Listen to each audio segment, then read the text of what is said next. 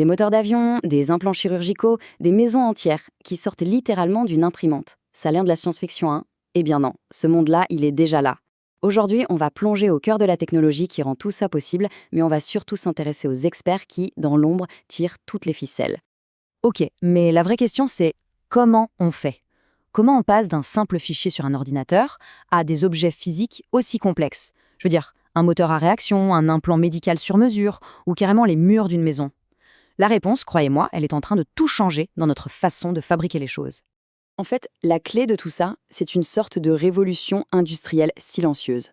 Mais attention, ce n'est pas juste une histoire de machine, non, non. C'est une révolution menée par des ingénieurs très très spécialisés, qui conçoivent ces machines et qui savent comment en tirer le meilleur. Alors, pour bien comprendre, commençons par la technologie qui est vraiment au cœur de tout ça. On parle bien sûr de l'impression 3D. Ce n'est plus un gadget de geek, c'est devenu un véritable pilier de l'industrie moderne. Ça peut paraître hyper futuriste, mais en fait l'impression 3D, ça date de 1983. C'est un certain Charles Hull qui a inventé le premier procédé, la stéréolithographie. En gros, il utilisait de la lumière pour durcir de la résine couche après couche. Pendant des années, soyons honnêtes, c'était un outil super cher, utilisé surtout pour faire des prototypes rapides dans l'industrie. Et puis, dans les années 2000, tout a basculé. La technologie est devenue beaucoup plus accessible et là, des géants de l'aérospatial, de l'automobile ont sauté dessus. Aujourd'hui, eh bien c'est partout. Ça redéfinit complètement les règles du jeu en ingénierie. Mais alors, qu'est-ce qui explique ce succès fulgurant? C'est simple, c'est une combinaison d'avantages assez dingue. D'abord, on peut créer des formes super complexes, des trucs impossibles à faire avec les méthodes classiques. Ensuite, fini les moules et les outils hors de prix, donc les coûts baissent en flèche. Les prototypes, on les a en quelques heures au lieu de plusieurs semaines. Et le top du top, c'est la personnalisation. Chaque pièce peut être unique. Et en plus, c'est plus écolo, parce qu'on ajoute de la matière au lieu d'en enlever, donc il y a beaucoup moins de déchets. Pour que ce soit bien concret, prenons un exemple, un injecteur de carburant pour un moteur d'avion. Avant, il fallait assembler une vingtaine de pièces différentes, un vrai casse-tête. Aujourd'hui, GE Aviation en imprime une version bien plus performante en une seule pièce. Le résultat est juste bluffant, c'est plus léger, beaucoup plus solide et surtout, ça consomme moins de carburant. C'est l'optimisation poussée à l'extrême. Ok, on a vu une petite pièce de moteur. Maintenant, accrochez-vous bien, on change complètement d'échelle. Imaginez qu'on imprime une maison entière. C'est pas de la science-fiction, c'est ce que fait une boîte qui s'appelle Icon. Leur imprimante géante, la Vulcan, peut monter les murs d'une maison en moins de 24 heures. On parle là d'une solution super concrète et potentiellement révolutionnaire à la crise du logement. Et dans le biomédical, là, ça devient carrément personnel. Des entreprises comme Materialize prennent les scanners d'un patient et impriment en 3D un implant de mâchoire en titane parfaitement sur mesure. Réfléchissez-y 2 secondes. L'implant est conçu pour une seule et unique personne, il s'adapte au millimètre près. Ça ne fait pas qu'améliorer l'opération, ça change littéralement des vies. Bon, toute cette technologie est absolument fascinante, on est d'accord. Mais ces imprimantes, ces machines de pointe, elles ne sortent pas de nulle part. Il y a bien quelqu'un qui les imagine, qui les conçoit. Qui sont ces architectes de l'ombre? Eh bien, c'est là qu'intervient l'ingénieur en outillage. L'outillage, qu'est-ce que c'est exactement? C'est assez simple en fait. Si le produit qu'on fabrique est un gâteau, l'outillage, c'est le moule. Le moule parfait, sur mesure, qui va lui donner sa forme. C'est tout l'équipement spécialisé, les moules, les gabarits, les presses, qui sert à former et à maintenir les pièces pendant la fabrication. Ce sont un peu les héros méconnus de la production. Par contre, attention, petite subtilité. Le titre ingénieur en outillage, il peut être un peu trompeur.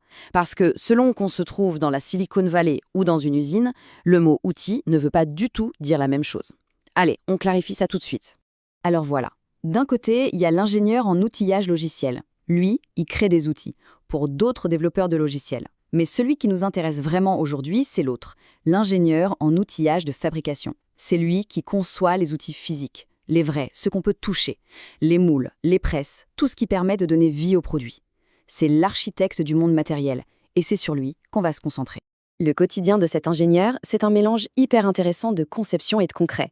Tout commence sur l'ordinateur, où il dessine des outils ultra complexes avec des logiciels de CAO comme CATIA ou SolidWorks. Ensuite, il faut passer du virtuel au réel. Il supervise la fabrication de ces outils en travaillant avec des équipes en interne ou des fournisseurs. Et enfin, vient l'étape la plus critique, les tests. Il doit tout vérifier, tout affiner, pour être sûr à 100% que l'outil va produire des milliers, voire des millions de pièces avec une précision d'horloger. Et pour bien comprendre à quel point son rôle est spécifique, le mieux, c'est de le comparer à un autre poste clé dans une usine, l'ingénieur en fabrication. Les noms se ressemblent, mais leurs jobs, eux, sont bien différents. Voilà la grande différence, c'est très simple. L'ingénieur en fabrication, lui, il conçoit tout le processus, la chaîne de montage, en quelque sorte. Il répond à la question « Comment on fabrique ?» L'ingénieur en outillage, lui, il conçoit les outils spécifiques dans ce processus. Il répond à la question « Avec quoi on fabrique ?» C'est une spécialisation qui demande logiquement plus d'expérience, en général 4 à 6 ans, pour vraiment maîtriser le sujet. Et comme on va le voir, cette expertise, elle se... Et oui, cette spécialisation a une vraie valeur sur le marché. En moyenne, un ingénieur en outillage gagne nettement plus qu'un ingénieur en fabrication. Ce n'est pas juste une ligne sur le CV, c'est vraiment la reconnaissance d'une expertise pointue, indispensable pour résoudre des problèmes de production ultra spécifiques. En fait, il y a une phrase qui résume parfaitement leur rôle. La voici. Ils comblent le fossé entre la conception du produit et la fabrication efficace, en s'assurant que les composants sont fabriqués avec précision et de manière rentable. C'est exactement ça. Ils sont ce pont, ce lien indispensable. Bon, on a vu la technologie d'un côté et l'expert de l'autre. Maintenant, il est temps de tout rassembler.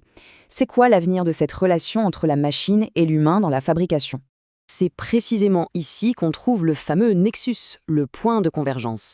Les technologies de pointe comme l'impression 3D ne fonctionnent pas toutes seules. Elles ont besoin d'un outillage de plus en plus complexe, de plus en plus sophistiqué. Et cet outillage, il a besoin d'ingénieurs ultra spécialisés pour être imaginé et conçu. On a donc un trio inséparable, la technologie de pointe, l'outillage de pointe et l'expertise humaine de pointe. Et attention, ce métier est tout sauf figé.